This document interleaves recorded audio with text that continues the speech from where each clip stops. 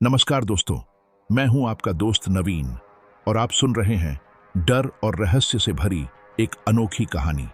लेकिन कहानी शुरू करने से पहले एक छोटी सी बात, अगर आप इसे पूरी सुनते हैं तो आपको डर और सस्पेंस का जबरदस्त एहसास होने वाला है।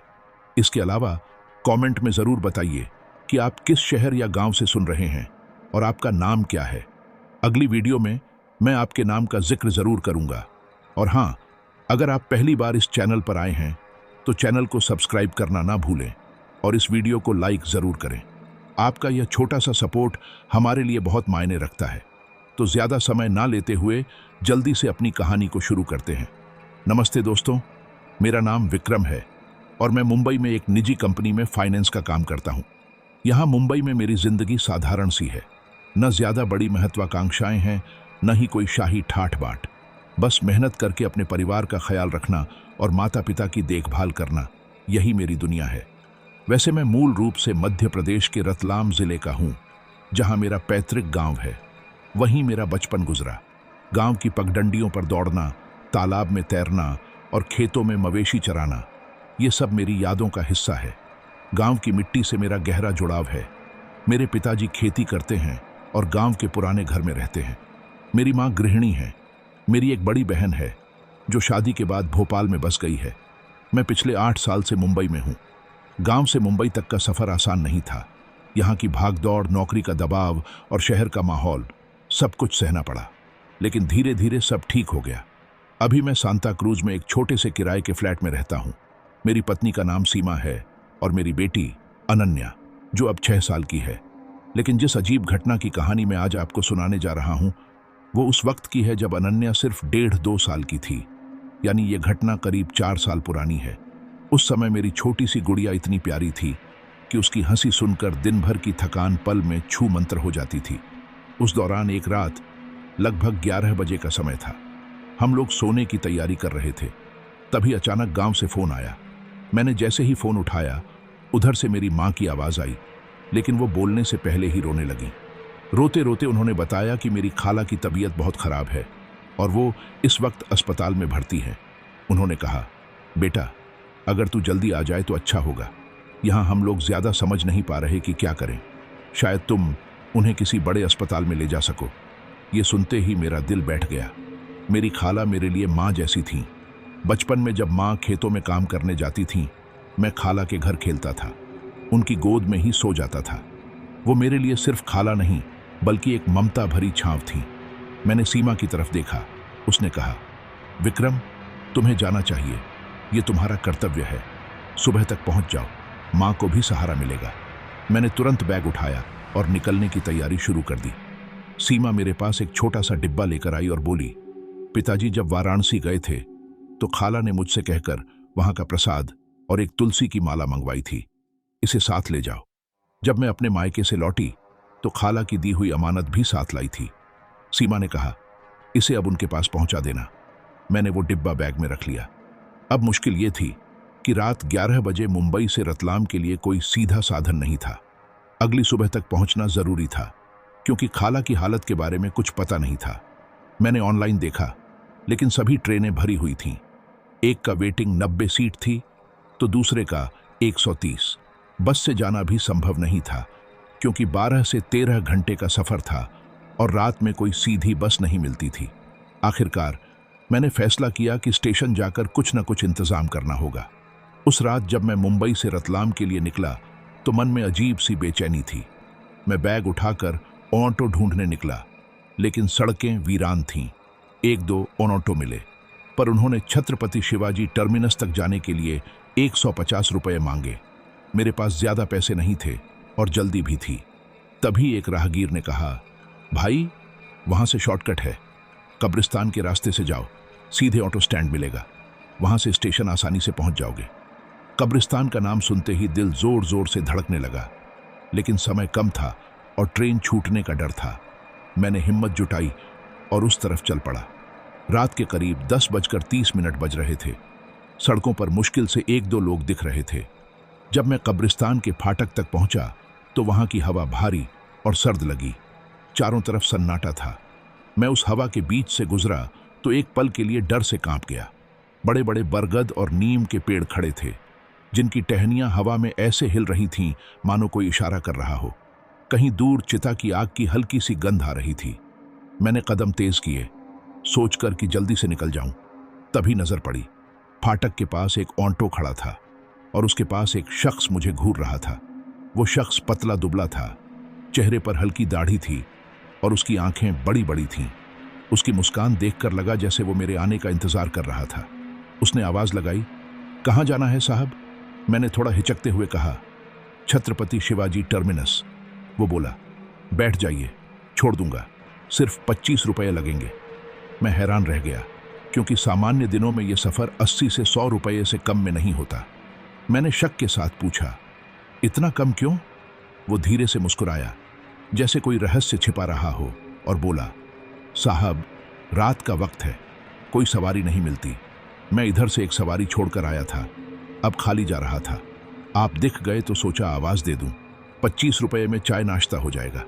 उसकी बात सुनकर मुझे लगा कि वो शायद यहां रुककर सवारी का इंतजार नहीं करना चाहता, क्योंकि रात काफी हो चुकी थी। वो शायद घर लौट रहा था और रास्ते में चाय के लिए कुछ कमा लेना चाहता था। मैं उसकी बात से संतुष्ट हो गया। उसकी आवाज में एक अजीब सी गहराई थी। मैंने घड़ी देखी, ट्रेन का समय करीब था। मैं बैग उठाकर ऑटो की पीछे वाली सीट पर बैठ गया। ऑटो धीरे धीरे चला। सड़कें सुनसान थीं, सिर्फ हवा की सनसनाहट और ऑटो के इंजन की आवाज सुनाई दे रही थी। वो कभी कभी रियर व्यू मिरर से मुझे देखता और मुस्कुराता। उसकी मुस्कान ऐसी थी जैसे किसी पुराने दोस्त से मिला हो, जबकि मैं उसे पहली बार देख रहा था। मैंने बात शुरू करने की कोशिश की, भाई, आपका नाम क्या है? उसने जवाब दिया, साहब, नाम की क्या जरूरत? नाम जानकर क्या करेंगे? बस इतना जरूरी है कि आप समय पर पहुंच जाएं। उसका जवाब सुनकर मुझे थोड़ा अजीब लगा। मैंने फिर पूछा, तुम्हें कैसे पता कि मुझे स्टेशन जाना है? उसकी आंखें मिरर में मेरी आंखों से मिली और उसने कहा, साहब, हमें पता होता है कि कौन कहां जा रहा है। मेरी धड़कन तेज हो गई। मैंने बैग को और कसकर पकड़ लिया।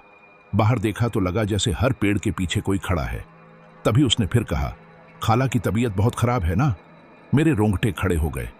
मैंने झट से उसकी तरफ देखा और पूछा, तुम्हें कैसे पता? वो फिर हल्के से मुस्कुराया और बोला, साहब, रास्तों में बहुत कुछ सुनाई देता है, बहुत कुछ दिखता भी है। उसकी बातें रहस्यमयी थीं और मेरे लिए समझना मुश्किल हो रहा था। लगभग 15 मिनट बाद ऑटो स्टेशन के बाहर रुक गया। इतनी जल्दी पहुंचने की मुझे उम्मीद भी नहीं थी। मैंने जेब से 25 रुपये निकाले। उसने पैसे लेने से पहले मेरी आंखों में देखा और धीमी आवाज में कहा, साहब, सफर लंबा है, संभल कर जाना। हर मुसाफिर अपनी मंजिल तक नहीं पहुंचता। मैं स्तब्ध रह गया। कुछ कहने से पहले ही उसने पैसे लिए और मुस्कुराने लगा। मैं जल्दी से बैग उठाकर प्लेटफॉर्म की ओर भागा। पीछे मुड़कर देखा तो ऑटो गायब था। अभी तो यहीं था, इतनी जल्दी कहां चला गया? मन में डर की एक लहर सी उठी। गला सूख गया, लेकिन मैंने खुद को तसल्ली दी कि शायद वो कहीं किनारे चला गया होगा। उस वक्त मेरे पास इतना सोचने का समय भी नहीं था, क्योंकि मैं टेंशन में था। स्टेशन पर पहुंचा तो मैं चौंक गया। स्टेशन का नज़ारा आज बिल्कुल अलग था। ऐसा स्टेशन मैंने पहले कभी नहीं देखा था। दिन में जो जगह भीड़ से भरी रहती थी, रात में बिल्कुल सुनसान लग रही थी। सिर्फ कुछ मुसाफिर प्लेटफॉर्म पर थे। कोई कंबल ओढ़े सो रहा था तो कोई थका हारा सा बेंच पर बैठा था। चाय के ठेले भी बंद थे। मैं सीधे टिकट काउंटर की ओर गया, लेकिन वहां ताला लटक रहा था। तभी मेरी नजर एक बुजुर्ग टीटी पर पड़ी। वो सफेद वर्दी में थे, हाथ में पुरानी सी लालटेन लिए। उनका चेहरा झुर्रियों से भरा था और आंखों में अजीब सी चमक थी। मैं उनके पास गया और बोला, साहब, बहुत जरूरी काम है, मुझे रतलाम जाना है। कोई भी ट्रेन हो, टिकट दिलवा दीजिए। वो मुझे ऐसे घूरने लगे जैसे मेरे दिल के अंदर तक देख रहे हों। फिर धीमी आवाज में बोले, बेटा, आधे घंटे बाद एक ट्रेन आएगी, इसमें रिजर्वेशन की जरूरत नहीं, सीधे चढ़ जाना। लेकिन यह सफर आसान नहीं है। कहते हैं जो इस ट्रेन में चढ़ता है वो कई बार वापस नहीं लौटता। मैंने सोचा शायद ये कोई पुरानी अफवाह होगी। मैंने हल्के से हंसते हुए कहा, साहब, ऐसी बातें मत बताइए, मुझे तो बस पहुंचना है, टिकट काट दीजिए। उन्होंने सिर झुकाया, टिकट लिखा और मेरे हाथ में थमा दिया। फिर बिना कुछ बोले अजीब नजरों से मुझे देखते रहे। करीब 20 मिनट बाद सिटी की आवाज आई। अंधेरे में धुंध को चीरती हुई एक ट्रेन धीरे धीरे प्लेटफॉर्म पर रुकी। वो नज़ारा आज भी मेरे दिमाग में बसता है। ट्रेन बहुत पुरानी थी, जैसे सालों से चल रही हो। डिब्बों पर जंग लगी थी, खिड़कियों की सलाखें टूटी टेढ़ी थीं, लाइटें मध्यम जल रही थीं और डिब्बों से सीलन की अजीब सी बदबू आ रही थी। मुझे झटका लगा, लेकिन मैंने सोचा पुरानी ट्रेन होगी, मुझे तो बस रतलाम पहुंचना है। मैं बैग लेकर अंदर चढ़ गया। अंदर का मंजर और भी अजीब था। डिब्बा लगभग खाली था, सिर्फ 6 से 7 मुसाफिर थे और सब चुपचाप बैठे थे। कोई बात नहीं कर रहा था। मैं खिड़की वाली सीट पर बैठ गया। सामने एक बुजुर्ग बैठे थे जिनकी दाढ़ी थी और चेहरे पर गहरी उदासी। मैंने मुस्कुराकर कहा, नमस्ते अंकल, कहाँ जा रहे हैं? वो मुझे घूरते रहे, लेकिन कुछ बोले नहीं, बस धीरे से सिर झुका लिया। बगल की सीट पर एक औरत थी, गोद में बच्चा लिए। बच्चा रो रहा था, लेकिन हैरानी की बात, उसकी आवाज़ मुझे सुनाई नहीं दे रही थी। मैं देख रहा था कि बच्चा मुंह खोलकर रो रहा है, पर आवाज़ गायब थी। मेरे रोंगटे खड़े हो गए। डर को भगाने के लिए मैंने खिड़की से बाहर देखा। ट्रेन मुंबई से निकल चुकी थी, लेकिन बाहर सिर्फ अंधेरा और धुंध थी। न गांव, न खेत, न कोई इमारत, कुछ भी नहीं दिख रहा था। ऐसा लग रहा था जैसे हम किसी और दुनिया में जा रहे हों। मैंने मोबाइल निकाला तो नेटवर्क गायब था और बैटरी अचानक 100% से 5% पर आ गई। मैंने बड़बड़ाया, ये क्या माजरा है? तभी सामने बैठे दाढ़ी वाले अंकल बोले, अब वापसी नहीं होगी बेटा। मैं सन्न रह गया। मैंने हकलाते हुए पूछा, क्या मतलब?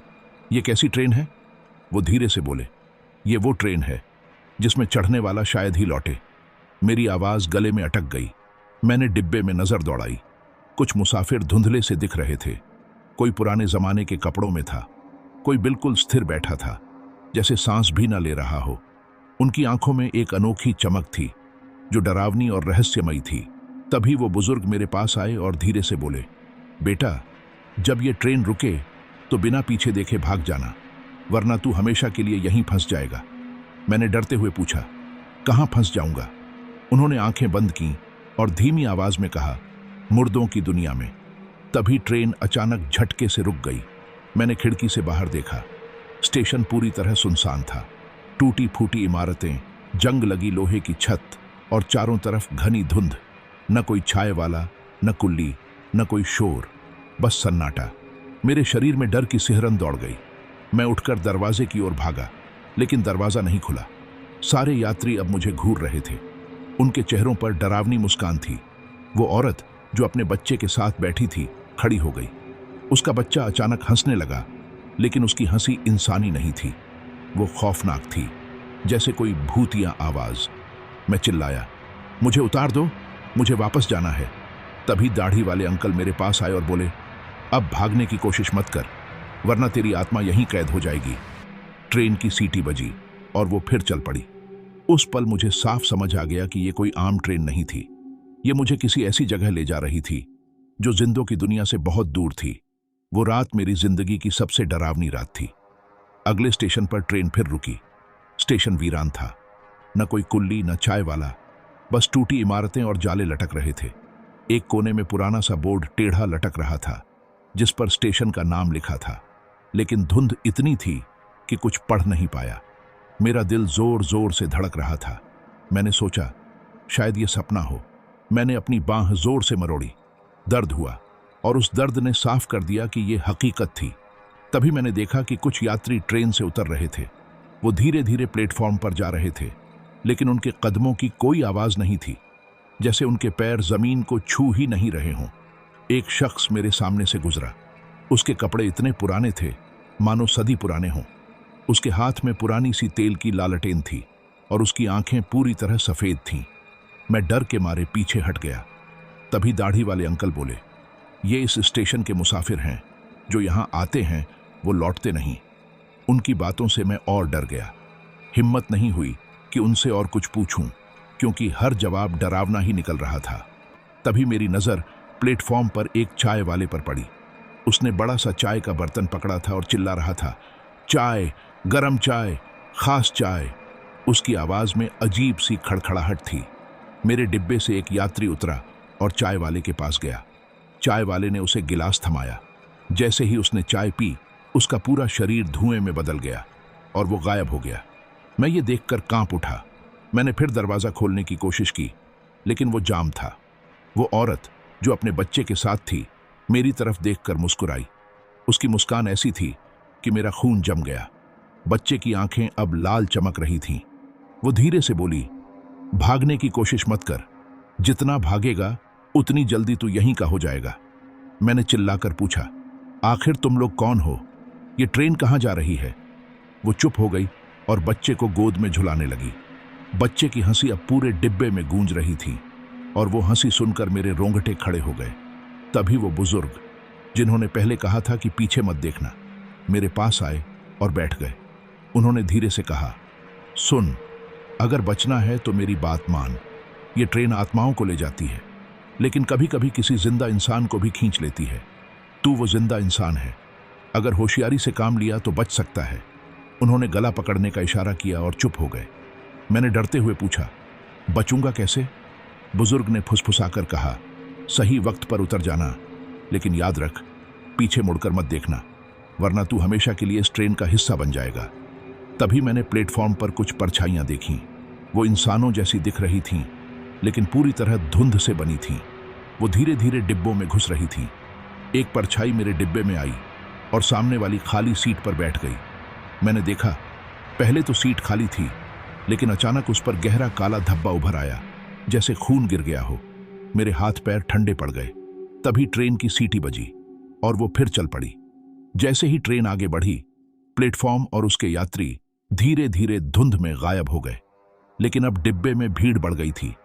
वो परछाइयां अब हर सीट पर बैठी थीं। उनके चेहरे धुंधले थे, लेकिन उनकी आंखें चमक रही थीं। मैं अकेला जिंदा इंसान था और सबकी नजरें मुझ पर टिकी थीं। दाढ़ी वाले अंकल मेरे पास झुके और बोले, डर मत बेटा, जितना डरेगा उतना जल्दी ये तुझे पकड़ लेंगे। अपने मन को मजबूत रख, ये ट्रेन सिर्फ आत्माओं की है और तेरा यहां होना एक भूल है। अगर सही वक्त पर इस भूल को सुधार लिया तो बच जाएगा। मैंने कांपते हुए पूछा, ये ट्रेन कहाँ जा रही है? उन्होंने गोलमोल जवाब दिया, पता नहीं बेटा, बस इतना जानता हूं कि ये वहां जाती है जहां से कोई लौट कर नहीं आता। तभी मेरे डिब्बे का एक यात्री अचानक चिल्लाने लगा, मुझे उतारो, मुझे नहीं जाना। वो दरवाजे की ओर भागा और जोर जोर से दरवाजा पीटने लगा। अचानक उसके हाथ धुएं में बदल गए, फिर पैर और फिर पूरा शरीर। कुछ ही पलों में वो गायब हो गया और उसकी सीट पर बस राख का ढेर रह गया। मैं ये देखकर पागल सा हो गया। मैं किसी भी तरह वहां से भागना चाहता था। बुजुर्ग ने मेरी ओर देखा और कहा, यही हाल होता है उन लोगों का जो डरकर भागने की कोशिश करते हैं। याद रख, सही वक्त पर उतरना है, लेकिन जल्दबाजी मत करना। उनकी आंखों में चमक थी, जैसे वो मुझे बचाना चाहते हों। मैं उन्हें ही अपना सहारा मान रहा था और उनकी हर बात मान रहा था। ट्रेन अब तेज रफ्तार से धुंध को चीरती जा रही थी। बाहर कुछ दिख नहीं रहा था, न गांव, न खेत, न इमारतें, सिर्फ काली रात और घनी धुंध। समझ नहीं आ रहा था कि ट्रेन कहाँ जा रही थी। रास्ते में कोई स्टेशन का नाम भी नहीं दिख रहा था। आमतौर पर सफर में स्टेशनों के आसपास रोशनी या इमारतें दिखती थीं, लेकिन यहां सिर्फ धुंध थी। सारे यात्री अब धीरे धीरे मेरी ओर बढ़ने लगे। वो औरत, उसका बच्चा, परछाइयां, सब मेरे चारों ओर इकट्ठा हो गए। दाढ़ी वाले अंकल ने मेरे कान में फुसफुसाया, अगला स्टेशन तेरा इम्तिहान है, तैयार रह। मेरे पूरे शरीर से पसीना बहने लगा। मैंने आंखें बंद की और मन ही मन भगवान को याद करने लगा, हे भगवान, मुझे इस नरक से बचा लो। मैंने एक बार फिर खिड़की से बाहर देखने की कोशिश की, लेकिन ट्रेन अंधेरे को चीरती जा रही थी। बाहर सिर्फ धुंध थी, न गांव, न पेड़, न मकान। डिब्बे में सन्नाटा था, लेकिन सबकी आंखें मुझ पर थीं। वो औरत अपने बच्चे को झुला रही थी। बच्चा अब चुप था, लेकिन उसकी लाल आंखें मेरी रूह को चीर रही थीं। मैंने डर से नजरें झुका लीं। तभी डिब्बे में अजीब सी आवाजें शुरू हो गईं। कोई फुसफुसा रहा था। कभी लगता था कि कोई मेरा नाम पुकार रहा है, विक्रम, विक्रम, इधर देख। कभी लगता था कोई मेरे कान में हंस रहा है। मैं बार बार पीछे मुड़कर देखता, लेकिन वहां कोई नहीं था। तभी मेरी नजर सामने बैठे एक आदमी पर पड़ी। मैं उसे देखकर सन्न रह गया। ये तो वही ऑटो ड्राइवर था जो मुझे छत्रपति शिवाजी टर्मिनस लाया था। वो मेरी ओर देखकर मुस्कुराने लगा। मैं उसे देख ही रहा था कि वो धीरे धीरे धुआं बनकर गायब होने लगा। कुछ ही सेकंड में वो पूरी तरह धुआं बन गया और खिड़की से उड़ गया। उसकी सीट पर बस एक जली हुई चप्पल रह गई। मैंने घबराकर बुजुर्ग से पूछा, ये क्या हो रहा है? वो धीमे स्वर में बोले, ये आत्माएं धीरे धीरे इस ट्रेन में समा जाती हैं। उनका वजूद मिट जाता है, लेकिन तेरा जिंदा होना इन्हें खटक रहा है। करीब आधे घंटे बाद ट्रेन अचानक झटके से धीमी हुई और रुक गई। मैंने खिड़की से बाहर देखा, लेकिन धुंध में कुछ दिख नहीं रहा था। स्टेशन सुनसान था, लेकिन इस बार वहां कुछ हलचल थी। काले कपड़ों में लिपटी परछाइयां प्लेटफॉर्म पर इधर उधर घूम रही थीं।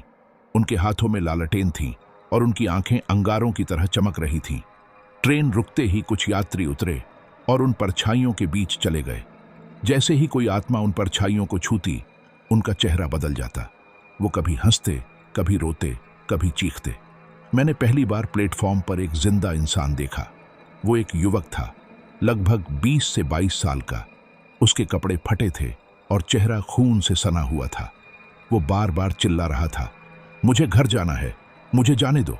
लेकिन वो काले कपड़ों वाली परछाइयां उसे पकड़कर घसीट रही थीं। मैंने खिड़की से चिल्लाया, उसे छोड़ दो, वो जिंदा है। तभी बगल में बैठे दाढ़ी वाले अंकल ने मेरा हाथ पकड़ लिया और बोले, चुप रह, बीच में मत पड़, वरना उसकी जगह तुझे खींच लेंगी। मैं सन्न रह गया। वो नज़ारा किसी डरावनी फिल्म से भी ज्यादा खौफनाक था। प्लेटफॉर्म पर तरह तरह की आत्माएं घूम रही थीं। कोई आधी लाश जैसा, कोई बिना आंखों के चेहरा लिए, कोई पुराने जमाने के कपड़ों में, जैसे कोई सिपाही या साधु। वो सब उस जिंदा युवक के चारों ओर चक्कर काटने लगे। कोई उसके कान में फुसफुसा रहा था, कोई उसका हाथ खींच रहा था। अचानक वो युवक हवा में उठा और धुएं में बदलकर गायब हो गया। उसकी जगह बस जमीन पर खून का धब्बा रह गया। मैं कांपने लगा। मुझे लगा अब मेरा नंबर है। मैंने डरते डरते बुजुर्ग से पूछा, क्या मैं भी ऐसे गायब हो जाऊंगा? उन्होंने कहा, अगर हिम्मत हार दी तो हां, लेकिन सही वक्त पर उतर गया तो शायद बच जाए। मैंने कांपते हुए पूछा, सही वक्त कब आएगा? उन्होंने रहस्यमयी मुस्कान दी और बोले, जब ट्रेन तुझे इशारा देगी। मैं और उलझ गया। तभी वो औरत जो अपने बच्चे के साथ थी अचानक मेरी ओर आई। उसकी चाल धीमी थी, लेकिन आंखें गुस्से से जल रही थीं। वो मेरे सामने रुकी और बोली, इतना डर क्यों रहा है? अगर इतना डर है तो अभी उतर जा। मैंने कांपते हुए कहा, मैं नहीं उतरना चाहता। उसने मेरे कंधे पर हाथ रखा। उसका हाथ बर्फ जैसा ठंडा था। मैं ऐसा चौंका जैसे बिजली का झटका लगा हो। वो मेरे कान में फुसफुसाई, डर मत, तुझे भी जल्द ही हमारी तरह शांति मिलेगी। मैंने जोर से उसका हाथ झटक दिया। वो जोर से हंस पड़ी। उसकी हंसी पूरे डिब्बे में गूंजने लगी। बच्चा भी हंसने लगा, लेकिन उसकी आवाज किसी बूढ़े की तरह थी। तभी लाउडस्पीकर पर आवाज गूंजी, जो उतरना चाहते हैं उतर जाएं, जो आगे जाना चाहते हैं सवार रहें। आवाज में अजीब खड़खड़ाहट थी। कई आत्माएं डिब्बे से उतर गईं, लेकिन कुछ मुझे घूरती रहीं, जैसे कह रही हों, तू कब उतरेगा? तभी अचानक डिब्बे में अंधेरा छा गया। लाइटें बुझ गईं और पूरा डिब्बा काला हो गया। मैं घबराकर इधर उधर टटोलने लगा। तभी किसी ने मेरे कान में फुसफुसाया, विक्रम, तेरा घर यहीं है। मैं इतना डर गया कि चिल्ला पड़ा। तभी ट्रेन की सीटी बजी और वो फिर चल पड़ी। बुजुर्ग ने मेरा हाथ पकड़कर कहा, याद रख, अगला स्टेशन तेरा असली इम्तिहान है। वहां तुझे इशारा मिलेगा। अगर गलती की तो हमेशा के लिए खो जाएगा। मेरे हाथ कांप रहे थे। मैंने पूछा, मुझे कैसे पता चलेगा कि वो इशारा है? उन्होंने रहस्यमयी मुस्कान दी और बोले, वक्त आने पर तू समझ जाएगा। मुझे समझ नहीं आ रहा था कि मैं अब तक इनसे बचा कैसे था। ट्रेन अब और तेज हो गई थी। बाहर धुंध और गहरी थी। डिब्बे में बैठी आत्माओं की नजरें सिर्फ मुझ पर थीं। वो औरत फिर मुस्कुराई, बच्चा फिर हंसा और बाकी यात्री मेरे चारों ओर घेरा बनाकर मेरे करीब आने लगे। उनके पंजे मेरे चेहरे तक पहुंच रहे थे। मैं बैग को बाहों में कसकर पकड़े बैठा था, जैसे शिकारी कुत्तों के बीच फंसा खरगोश। मेरी धड़कनें बेकाबू थीं। ऐसा लग रहा था कि मेरा दिल रुक जाएगा। मैं पसीने से तरबतर था। मन में बस एक ही पुकार थी, हे भगवान, अगला स्टेशन जल्दी आ जाए। चाहे जो हो, मैं अगले स्टेशन पर उतर जाऊंगा। मैं सच कहूं, उस रात ट्रेन में जो कुछ हुआ, उसने मेरी रूह तक हिला दी थी। डिब्बे में अजनबी चेहरे, रहस्यमयी अंधेरा और वो टकटकी लगाए घूरती आंखें। मुझे लग रहा था कि अगर मैं एक पल और वहां रुका तो शायद मेरी सांसें ही थम जाएं। ट्रेन सीटी मारती हुई आगे बढ़ रही थी, लेकिन हर पल एक युग जैसा भारी था। मन में बस एक ही सवाल गूंज रहा था, ये सब मेरे साथ क्यों हो रहा है? करीब आधे घंटे बाद ट्रेन एक छोटे से स्टेशन पर रुकी। धुंधले बोर्ड पर स्टेशन का नाम लिखा था। लेकिन मेरी आंखें धुंधला रही थीं। रात के शायद 3 बजे होंगे। प्लेटफॉर्म पर गहरा सन्नाटा था। बस कोने में 2-4 लोग छिपे से खड़े थे।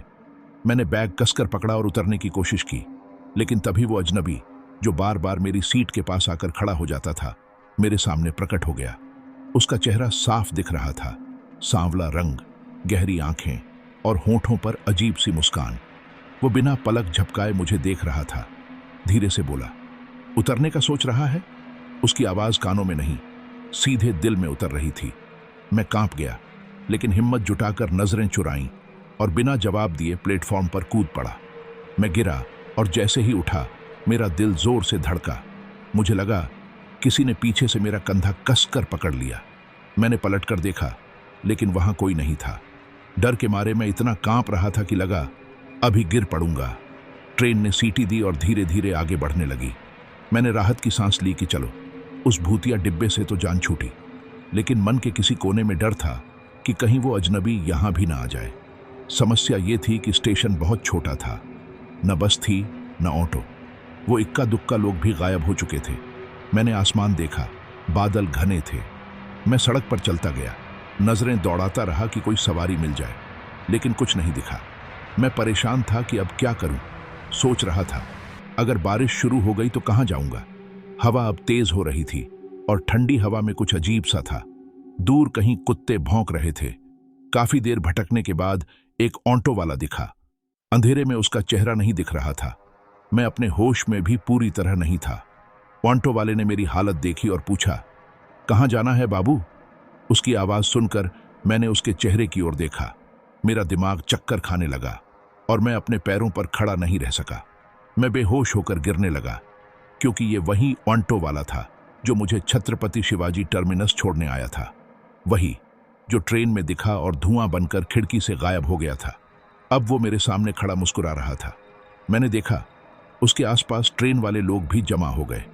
वो सब जोर जोर से हंसते हुए अपने पंजे मेरी ओर बढ़ाने लगे। मैं बैग को सीने से लगाए थर थर कांप रहा था। मैंने जोर से मदद के लिए चिल्लाया, लेकिन अब मुझसे बर्दाश्त नहीं हुआ।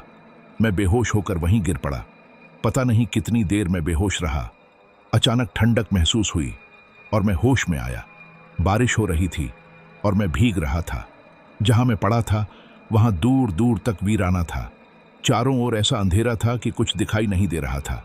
ऐसी जगह में खुद को पाकर मैं और डर गया। मुझे नहीं पता था कि ये कौन सी जगह है। मैं उठा तो देखा कि बैग मेरी बाहों में था। मैं चौकन्ना होकर बैठ गया और आसपास देखने लगा। तभी कुछ बातचीत सुनकर मैं चौंक पड़ा। पास की मेज पर 3 लोग आपस में बात कर रहे थे। एक बोला, आज फिर उस ट्रेन से आया, बड़ा मजा आया, नया यात्री मिला। दूसरा हंसकर बोला, हाँ, वो लड़का भागने की कोशिश कर रहा था। मेरे कान खड़े हो गए, कहीं मेरी ही बात तो नहीं कर रहे। फिर मैंने सोचा, नहीं, ये मेरा वहम है, शायद किसी और की बात हो। तभी एक वेटर चाय लेकर आया। कप रखते हुए उसने मुस्कुराकर कहा, लीजिए भैया, हमारी चाय अमर बना देती है। उसके शब्द अजीब लगे, लेकिन मैंने अनसुना कर दिया। मैंने कप उठाया और होंठों तक लाया, लेकिन तभी मुझे झटका लगा। चाय से भाप नहीं, बल्कि काला धुआं निकल रहा था, जैसे राख जलाई गई हो। मैंने चाय का कप तुरंत नीचे रख दिया और चारों ओर देखने लगा। मैंने बाकी लोगों को गौर से देखना शुरू किया। एक आदमी के हाथ में रोटी थी, लेकिन उसके दांत इतने लंबे और नुकीले थे कि वो रोटी में ढंस रहे थे। दूसरे के गिलास में पानी नहीं, बल्कि गाढ़ा लाल तरल था, जैसे खून। तीसरा आदमी जब हंसता तो उसके मुंह में सिर्फ अंधेरा दिखता, जैसे वहां कुछ हो ही नहीं। मेरा शरीर कांपने लगा।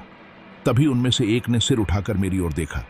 उसकी आंखें नहीं थीं, बस काले गड्ढे। वो बोला, हमसे भागकर कहां जाओगे? इंसान तो अब बहुत दूर है, यहां सिर्फ हम हैं और तू। बाकी सब एक साथ मेरी ओर मुड़ गए। उनकी आंखों से नीली रोशनी चमक रही थी। उनकी आवाजें गूंजने लगीं, आजा, हमारे साथ आजा, हमेशा के लिए। मैं डर के मारे बेंच से उछलकर खड़ा हो गया। चाय का कप गिरकर फर्श पर टूट गया। वेटर ने झट से अपनी लंबी जीभ निकाली और टूटे टुकड़ों को चाट लिया। मेरी सिट्टी पिट्टी गुम हो गई। मैं भागने लगा। पीछे से उनकी हंसी और चीखें गूंज रही थीं। भाग, जितना भाग सकता है, बच नहीं पाएगा। मैं ढाबे से निकलकर अंधेरी सड़क पर दौड़ पड़ा। अब मुझे साफ समझ आ गया था कि मैं जहां भी जाऊंगा मुझे इंसान नहीं मिलेंगे। हर जगह ये भूतिया साए घात लगाए बैठे थे। ढाबे से निकलते ही मैं पागलों की तरह भाग रहा था। पीछे से अजीब सी हंसी सुनाई दे रही थी। वो इंसानी नहीं थी, जैसे लोहे की रगड़ से चिड़चिड़ाहट। भाग जितना भाग सकता है, सुबह तक देख लेंगे। उनकी आवाजें मेरे कानों में गूंज रही थीं। मैं इतना निराश हो चुका था कि जिंदगी की उम्मीद छोड़ दी थी। मैं सोच रहा था, काश उस पल फोन ना आया होता जब खाला की तबीयत खराब होने की खबर मिली। तभी मुझे खाला का ख्याल आया। पता नहीं उनका क्या हुआ होगा, क्या वो जिंदा होंगी?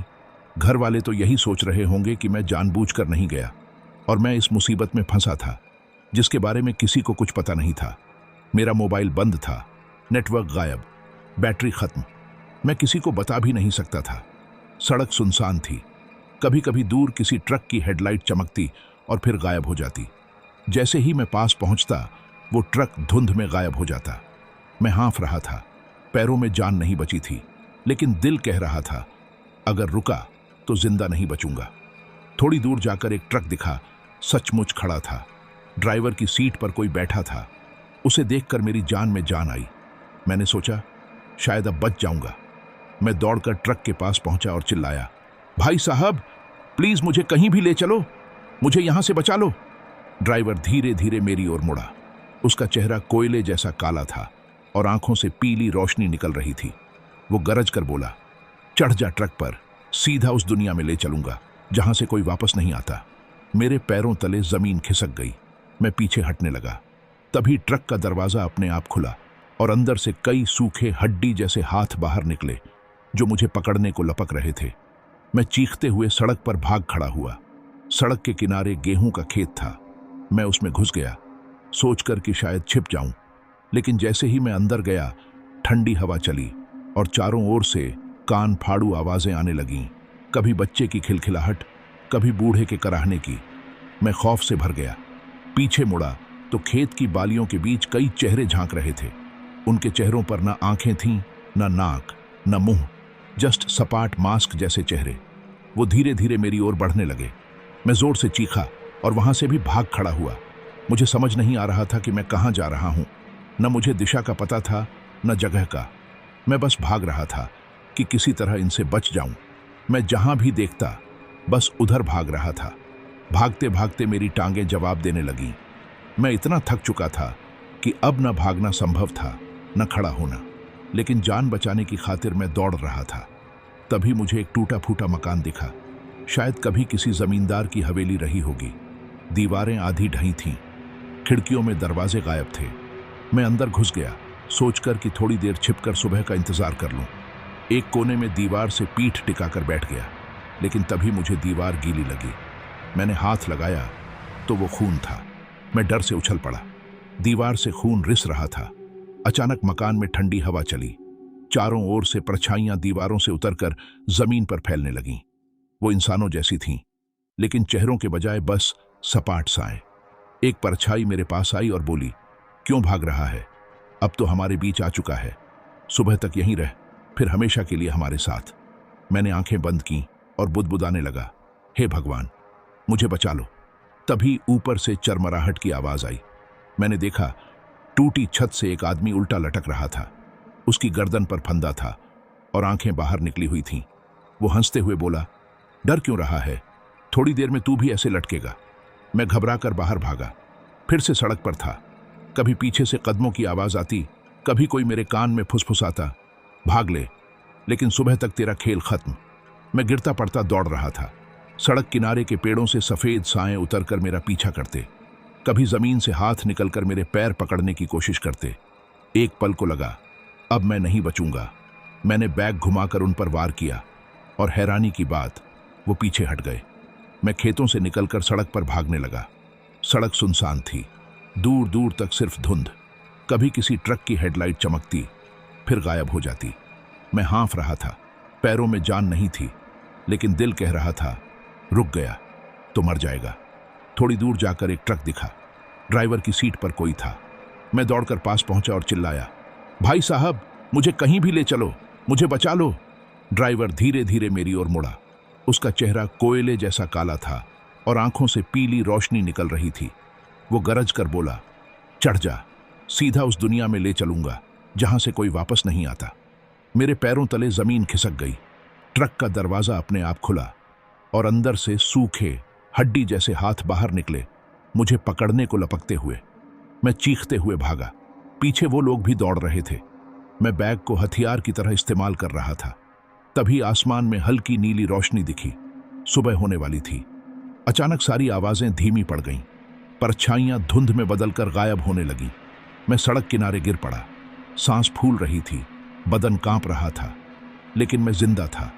मैंने आसमान की ओर देखा और सोचा, क्या ये रात मैंने सच में झेली या ये सपना था? मेरे पैरों पर गहरे खरोंच और खून के निशान बता रहे थे कि ये हकीकत थी। तभी एक ऑटो आकर रुका। ड्राइवर ने मुझे पड़ा देखा और आवाज दी। मैं बैग को सीने से लगाए धीरे धीरे उठा। मेरे शरीर में अब एक बूंद ताकत नहीं बची थी। मैंने सोच लिया था कि अब नहीं बचूंगा। मैं हार चुका था। मैं गहरी नींद में जाने लगा। तभी ऑटो वाला उतरकर मेरे पास आया और मुझे झकझोरने लगा। मैंने आंखें खोली। उसका चेहरा मेरे ऊपर झुका था। वो पूछ रहा था, तुम ठीक हो? मैंने इशारे से कहा, हाँ ठीक हूं। उसने मुझे सहारा देकर ऑटो में बिठाया और पानी पिलाया। एक इंसान को देखकर मैं खुशी से रो पड़ा और भगवान का शुक्रिया अदा किया। वो बोला, भैया तुम बहुत डरे हुए लग रहे हो। मैंने कांपते हुए पूछा, ये कौन सी जगह है? ऑटो वाला बोला, साहब ये पुरानी दिल्ली का कब्रिस्तान वाला इलाका है। यहां जो फंस जाता है वो बचकर नहीं निकल पाता। रात 12 बजे तक इनका तांडव चलता है। उसके बाद 3:30 के आसपास इनका जोर कम होता है। मैं इसलिए अब निकला। चलो आपको घर पहुंचा देता हूं। उस पल वो मुझे किसी देवदूत से कम नहीं लगा। मैंने उसे घर का पता बताया। वो थोड़ा हिचकिचाया, बोला, बहुत दूर है और रात भी गहरी हो चुकी है। लेकिन जब मैंने ज्यादा किराया देने का वादा किया तो वो मान गया। ऑटो सुनसान गलियों से गुजर रहा था। मुझे बार बार लग रहा था कि कोई पीछे आ रहा है। कभी हवा में सरसराहट सुनाई देती, कभी कोई मेरे कान में फुसफुसाता सा लगता। मैंने ऑटो वाले से पूछा, तुम्हें पीछे कोई दिख रहा है? वो हंस पड़ा, अरे बाबू रात है, डर लग रहा होगा। पीछे तो कोई नहीं है। लेकिन मुझे साफ एहसास था कि कोई है। आखिरकार मैं घर पहुंचा। मैंने उसे किराया दिया और वो चला गया। मैंने दरवाजा खटखटाया। पत्नी रीना ने देर से दरवाजा खोला। शायद गहरी नींद में थी। नींद भरी आंखों से मुझे देखकर वो चौंक गई। बोली, इतनी रात में लौट क्यों आए? चेहरा ऐसा क्यों उतरा हुआ है? तुम्हारी ये हालत कैसे हो गई? मैंने कुछ नहीं कहा। अंदर से मुझे पता था कि सच्चाई कुछ और है। मैं चुपचाप सोफे पर बैठ गया। दिल अब भी धड़क रहा था और हाथ कांप रहे थे। रीना ने बार बार पूछा, क्या हुआ? ट्रेन में कुछ गड़बड़ हुई? मैंने झूठ बोला, बस हल्की तबीयत खराब हो गई थी, इसलिए जल्दी लौट आया। उसे मेरी बात पर यकीन नहीं हुआ। आखिर वो मेरी पत्नी थी, सालों से मेरे साथ थी। उसे पता था कि मैं कब झूठ बोलता हूं। लेकिन मेरी हालत देखकर उसने जिरह नहीं की। बोली, तुम्हारे कपड़े भीगे हुए हैं, बाथरूम जाओ, हाथ पैर धोकर कपड़े बदल लो, मैं चाय बनाती हूं। उसकी बात सही थी। मैंने बैग रखा, बाथरूम में गया, नहाया और नए कपड़े पहने। फिर अपने कमरे में आराम करने चला गया। लेकिन मुझे अंदर से बहुत अजीब लग रहा था, जैसे तबीयत खराब हो रही हो। बैठना भी मुश्किल था। तभी रीना चाय लेकर आई। उसने मुझे कप थमाया, लेकिन मेरी हालत देखकर चौंक गई। मेरे माथे को छूकर बोली, अरे तुम्हें तो तेज बुखार है और आंखें भी लाल हैं। जैसे तैसे मैंने चाय पी। उसने मुझे पैरासिटामोल दी और मैं चुपचाप लेट गया। रात करीब 4 बजे थे। मैं बिस्तर पर लेटा था। रीना और बच्ची सो चुके थे। बाहर से हल्की चांदनी खिड़की से आ रही थी। मैंने आंखें बंद की ही थीं कि अचानक लगा कोई मेरे सिरहाने खड़ा है। मैंने धीरे से आंखें खोली और देखकर सन्न रह गया। वही अजनबी मेरे सामने खड़ा था। वही मुस्कुराता चेहरा, वही गहरी आंखें। लेकिन इस बार डर और गहरा था, क्योंकि दरवाजा भीतर से बंद था। कोई कैसे आ सकता था? मैंने झटके से आंखें मली। सोचा शायद सपना हो।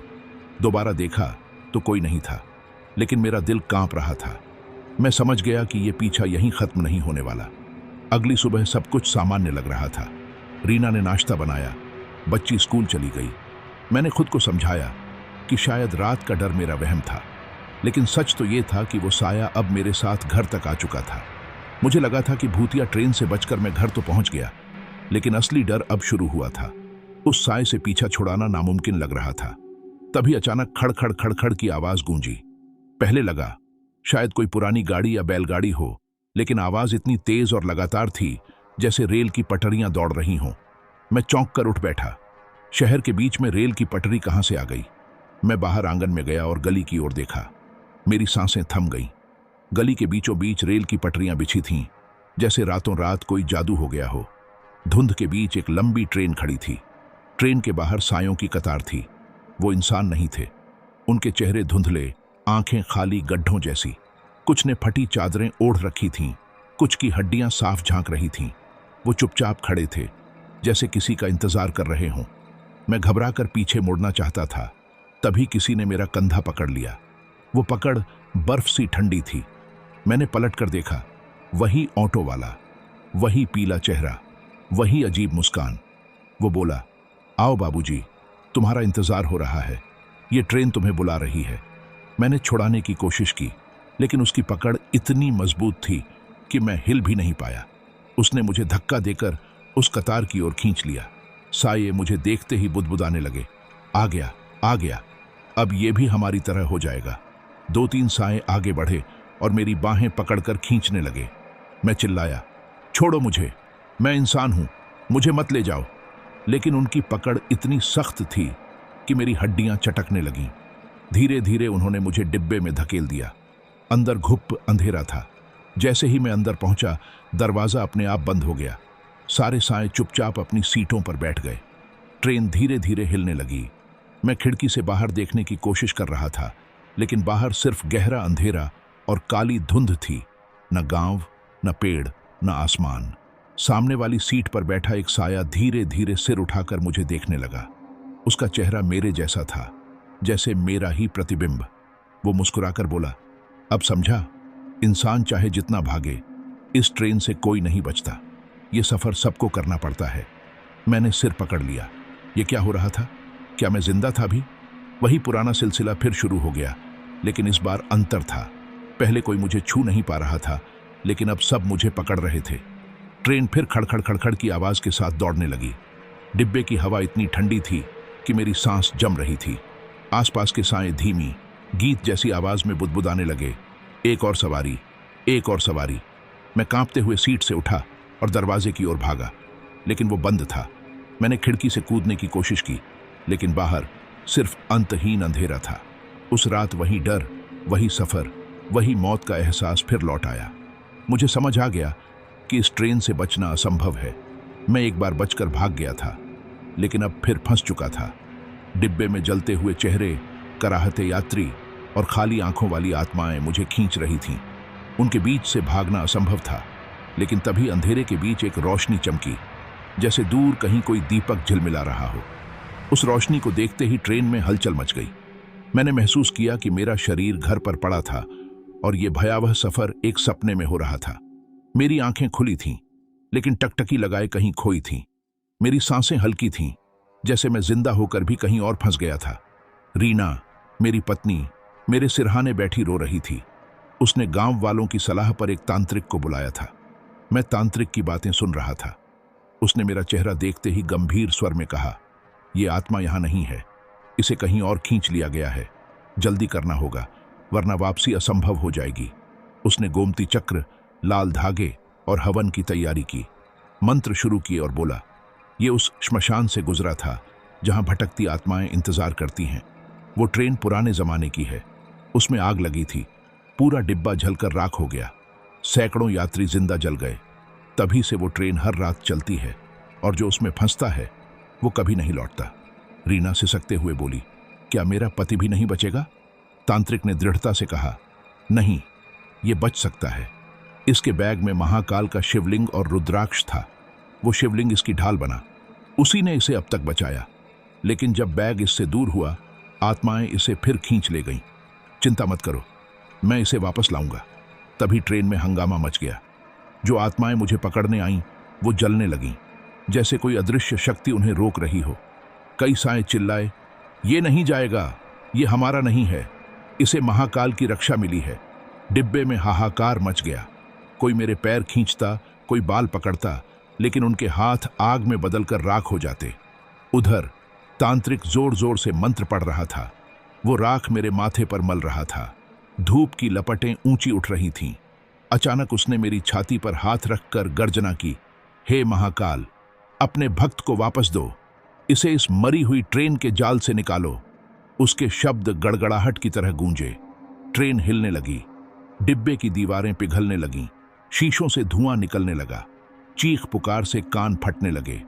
वो ऑटो वाला सामने आया और चिल्लाया, नहीं, ये मेरी सवारी है, मैंने इसे लाया, ये नहीं जाएगा। लेकिन तभी एक चमकती किरण मेरे सामने प्रकट हुई, जैसे शिवलिंग की रोशनी। वो इतनी तेज थी कि सारी आत्माएं जलने लगीं। ट्रेन की पटरियां आग में झुलसकर टूट गईं। डिब्बे का दरवाजा अपने आप खुल गया। मैं बिना जाने कैसे बाहर गिर पड़ा। अगले ही पल मैंने आंखें खोलीं।